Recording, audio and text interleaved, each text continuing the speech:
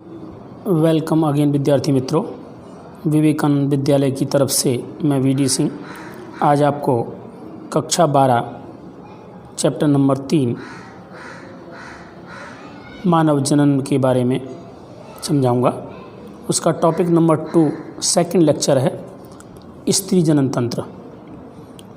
Mail genital organs के बारे में आप लोग पिछले लेक्चर में पढ़ चुके हो। ये फीमेल जेनेटल सिस्टम है।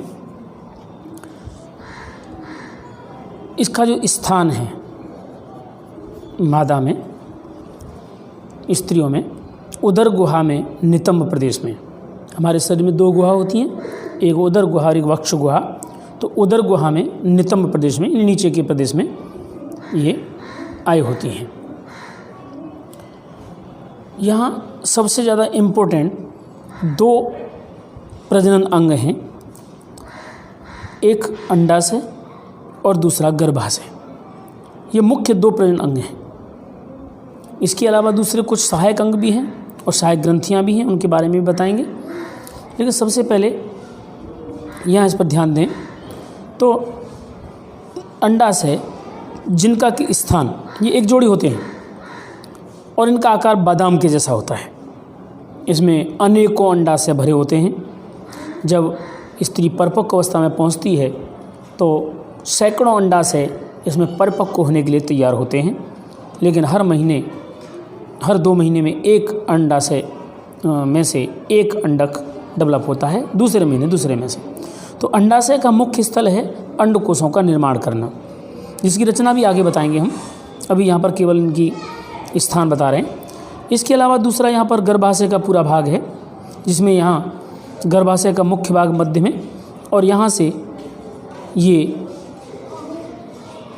गर्भाशय नली, जिसे हम अंडवाहिनी कहते हैं, ओविडक्ट आई होती है, जो 10 से 12 सेंटीमीटर लंबी होती है। इसके 3 भाग होते हैं, एक कीप, मुड़ा हुआ और फूला हुआ भाग एम्बुला, और संकीर्ण पथ इस्थमस, जो लंबाई में अधिक होता है। अंडकोश जब डेवलप कर रहा होता है तो डेवलप करने के साथ ही यह अंदर कीप के द्वारा एब्जॉर्ब कर लिया जाता है, क्योंकि कीप के चारों तरफ उंगलियों के प्रवर्ध समान रचना पाई जाती है, जो एग सेल को, अंड कोशिका को एब्जॉर्ब कर लेती है और ये संकीर्ण पथ में चला जाता है। शुक्रकोश भी यहीं आ जाता है, तब यहाँ पर फलन क्रिया होती है, तब इसे हम फैलोपियन ट्यूब भी कहते हैं। अगर बात करें अंडाशय की, तो अंडाशय एक जोड़ी होते हैं और अंडवाहिनी में 3 भाग होते हैं। यहाँ पर मैंने समझाया है, इस्थमस, एम्पुला और फनल। गर्भाशय पूरा एक होता है, ये जोड़ी में नहीं होता। और गर्भाशय ग्रीवा, यहाँ पर गर्भाशय ग्रीवा और योनि, ये अलग अलग भाग हैं। अगर बाह्य जननेंद्रियों की बात करें तो ये श्रोणि क्षेत्र के अंदर लगी हुई रहती हैं। सहायक ग्रंथियाँ स्तन ग्रंथियाँ के रूप में भी होती हैं, और अंडाशय प्राथमिक लैंगिक अंग के रूप में जाने जाते हैं। जो अंडाशय के बारे में बता रहे थे हम अभी, प्राथमिक लैंगिक अंग के रूप में। अंडक, ओव्यूल और अंडाशय 2 भाग होते हैं, जो अंडाशय हार्मोन उत्पन्न करते हैं और अंडक उत्पन्न करते हैं। अंडाशय की आंतरिक रचना की बात करें तो अंडाशय की आंतरिक रचना देखिए, यहाँ पर एक बादाम की जैसी रचना है। इसके 2 भाग हैं। परिधि वाला भाग पूरा का पूरा वल्कुट यानी कॉर्टेक्स है, और मध्य वाला भाग मेडुला है।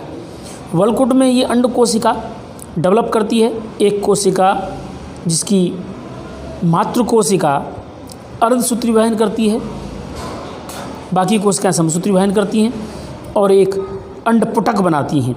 ये अंडपुटक के अंदर एक अंड कोशिका होती है। ये अंड कोशिका नहीं, पूरी अंड कोशिका इसके अंदर बनती है। ये पूरा अंडाशय पुटक है, और ये यहाँ से ब्लास्ट होकर के ओव्यूलेशन हो जाता है। मध्य में इसके यहाँ पर मेडुला होता है, जिसमें अंतःस्रावाय होते हैं। अंडाशय का स्थान देखें पर्टिकुलर, तो उदर के निचले भाग के दोनों ओर एक एक अंडाशय। आकार इसका बादाम जैसा, लंबाई 2 से 4 सेंटीमीटर। इसका जोड़ान ये गर्भाशय के स्नायुओं के साथ जुड़ा रहता है। चारों ओर पतला उपकला का आवरण आया होता है जो पीठिका कहलाता है। ये चारों तरफ का आवरण पीठिका है। इसके अंदर बीच में 2 भाग होते हैं। यहाँ पर देखिए ये जो भाग है ये मांसपेशियाँ लगी हुई हैं, पेशियों के साथ ये जुड़ा रहता है अंडाशय गर्भाशय के साथ में। ये गर्भाशय के साथ में ये जुड़ा हुआ है। अब बात करते हैं अंडवाहिनी की। 10 से 12 सेंटीमीटर लंबी जो अंडाशय की परिधि से चलकर गर्भाशय तक पहुंचती है। इसमें कीपक होता है। कीप के आकार की रचना जो मैंने अभी समझा दिया, उंगलियों के जैसे प्रक्षेप होते हैं, फिमरी कहलाते हैं। ये अंडोत्सर्ग के दौरान अंडाणु को संग्रह करके इस तरह उंगलियों के समान रचना होती है। ये अंडाशय को ग्रहण करके अंदर की ओर ले जाते हैं। कार्य है इनका अंडोत्सर्ग दौरान अंडाणु को संग्रह कर कीपक की और आगे की ओर अंडवाहिनी में भेजना। तुम्बिका कीपक के बाद का चौड़ा भाग है जहाँ पर अंड कोशिका विश्राम करती है या आगे की तरफ थोड़ी बढ़ती है। संकीर्ण पथ यह एक संक्रीय अवकाशिका है जो गर्भाशय को जोड़ती है। फलन क्रिया, निषेचन क्रिया इसी संकीर्ण पथ के अंदर होती है। गर्भाशय की बात करें तो गर्भाशय एक होता है बच्चादानी या बुम्ब कहलाता है। इसका आकार उल्टे नाशपाती जैसा होता है। श्रोणि भित्ति, उल्टे नाशपाती देखिए ये उल्टे नाशपाती की जैसी रचना है, पूरा का पूरा गोलाकार रचना उल्टे नाशपाती के आकार का है। श्रोणि भित्ति से स्नायुओं द्वारा जुड़ा रहता है। श्रोणि भित्ति मतलब शरीर के अंदर जो श्रोणि मेखला है उसके पास की जो भित्तियाँ हैं वहाँ स्नायु से जैसे जुड़ा रहता है। एक पतली ग्रीवा द्वारा योनि में खुलता है। गुहा को एक पतली ग्रीवा द्वारा योनि में खुलते हैं, ग्रीवा नाल कहते हैं, जो आगे चल कर के बर्थ कैनाल बनाती है। ये देखिए योनि नाल है, ये ग्रीवा नाल है, ये गर्भाशय ग्रीवा है पूरी, ये ग्रीवा नाल, ये योनि मार्ग है। योनि मार्ग के बाहर की ओर अन्य रचनाएं आई होती हैं जिनके बारे में अभी आगे बताएंगे। गर्भाशय की 3 परत होती हैं। 3 परतों में सबसे बाहर की झिल्ली में रचना पेरीमेट्रियम, मध्य मायोमेट्रियम और आंतरिक एंडोमेट्रियम कहलाती है। बाह्य झिल्ली परिगर्भाशय कहलाती है जो पतली स्तर वाली होती है। मध्य मोटी भित्ति पेशी स्तर वाली होती है, जबकि आंतरिक ग्रंथिल स्तर गर्भाशय अंत स्तर कहलाता है, जहाँ पर शिशु स्थापित होता है, भ्रूण विकास होता है। इसका कार्य है आवर्त चक्र मेंस्ट्रुअल साइकिल MC के दौरान अंत स्तर में चक्रीय परिवर्तन होते हैं। ये चक्रीय परिवर्तन गर्भाशय के अंदर भी संपन्न होते हैं जो 1 to 28 डेज तक चलता है। और दूसरा कार्य है गर्भाशय संकुचन। बेबी बर्थ के समय संकुचन की क्रिया गर्भाशय की वॉल में ही होती है। इसके बाद में बाह्य जननेंद्रियां हैं। बाह्य जननेंद्रियां मतलब सहायक जननेंद्रियां। सबसे पहले आता है जघन सेल। जघन सेल जो योनि के ऊपर की ओर बालों वाला भाग जो वसामय होता है, गद्दीदार रचना है, गद्दीनुमा रचना है जो त्वचा एवं जघन बालों से बनी होती है। इसके बाद में बृहद भगोष्ठ आता है जो योनि मार्ग के दोनों तरफ आए 2 फोल्ड्स जो कि योनि मार्ग को ढकते हैं पाए जाते हैं, जिन्हें बृहद भगोष्ठ लेबिया मेजोरा कहते हैं। लघु भगोष्ठ जो योनि द्वार को ढकते हैं, अंदर की ओर होते हैं, 2 वलन युक्त बृहद भगोष्ठ के ठीक नीचे स्थित होते हैं। तीसरा है नेक्स्ट योनि द्वार, जिसे वैजाइना कहते हैं। यह एक पतली झिल्ली योनिच्छ द्वारा ढका रहता है, जिसे हाइमन कहते हैं। योनि द्वार गर्भाशय के ओपनिंग द्वार कहलाता है। इसके अलावा इसमें एक और रचना पाई जाती है स्पेशल, जिसे भग शेप कहते हैं, क्लिटोरिस। यह एक छोटी उंगली के समान रचना है जो मूत्र द्वार के ठीक ऊपरी ओर बृहद भगोष्ठ के दोनों मिलन बिंदुओं के ऊपर स्थित होती है।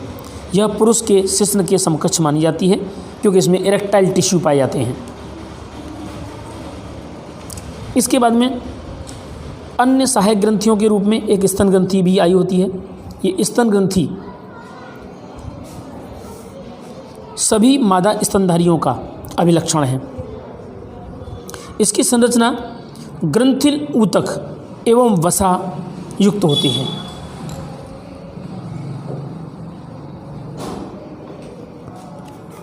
वसायुक्त होते हैं। दो चीज़ें पाई जाती हैं स्तन ग्रंथियों में, एक ग्रंथिल ऊतक और वसायु ऊतक। इसके अलावा इसमें प्रत्येक स्तन में 15 से 20 स्तन पालिका पाई जाती हैं। स्तन पालिका मतलब एक चैम्बर जैसी रचनाएं, मेमोरी लोब्स में बटा होता है, जो कुपिकाओं के बने होते हैं।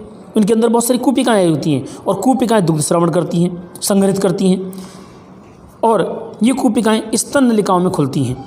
प्रत्येक पाली की नलिकाएँ मिलकर स्तन वाहिनी का निर्माण करती हैं और ये मिलकर के कई स्तन वाहिनियाँ मिलकर के बृहद स्तन तुम्बिका बनाती हैं, जो दुग्ध वाहिनी से जुड़ी रहती हैं, जो दूध को स्तन से बाहर लाती हैं। यहाँ पर थोड़ा सा और आपको समझाएंगे चित्र द्वारा।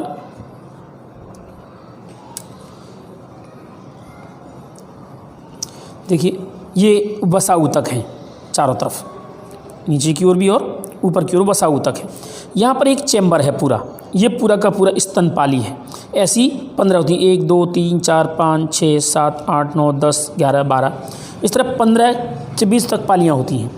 प्रत्येक पाली के अंदर ये गोल चैम्बर दिखाई दे रहे हैं, ये स्तन कूपिकाएँ होती हैं और स्तन कूपिकाओं के अंदर यहाँ ग्रंथियाँ होती हैं, ये ग्रंथियाँ हैं। इन ग्रंथियों में से दूध स्राव होता है और दूध बाहर निकलता है। दूध बाहर निकलने के बाद स्तन पालियों में जाता है, फिर वहाँ से स्तन नलिका तुम्बिका में पहुँच जाता है। ये तुम्बिका फूला हुआ भाग है, यहाँ दूध पहुँच जाता है, यहाँ इकट्ठा रहता है और जब इसकी आवश्यकता पड़ती है तो दुग्ध वाहिनी द्वारा ये निप्पल के थ्रो शरीर से बाहर निकलता है। या निप्पल के थ्रो निकलते समय भी यहाँ पर कई नलिकाएँ होती हैं जो दुग्ध स्राव को बाहर तक लाती हैं। ये जो कुछ डार्क कलर का भाग होता है उसे हम एरियोला कहते हैं, एरियोला। यहाँ पर ये इसकी स्थान पसलियों के ऊपर होता है, वक्ष स्थल पर, वक्ष प्रदेश में पसलियों के ऊपर। ये पसलियाँ दिखाई दे रही हैं, सेक्शन कटिंग, और पसलियों के ऊपर दोनों तरफ इंटरकोस्टल पेशियाँ हैं। इसके मध्य की ओर अंतर बृहद अंश पेशियाँ हैं, ये पेशियाँ इनको जोड़ती हैं। इस प्रकार से ये सहायक प्रजनन ग्रंथि के रूप में आई होती है, जो शिशु को पोषण देने के लिए आवश्यक है। इससे आगे अब आप लोगों को स्पर्मेटोजेनेसिस और oogenesis यानी कि गैमेटोजेनेसिस पढ़ाएंगे। आज का लेक्चर यहीं समाप्त होता है।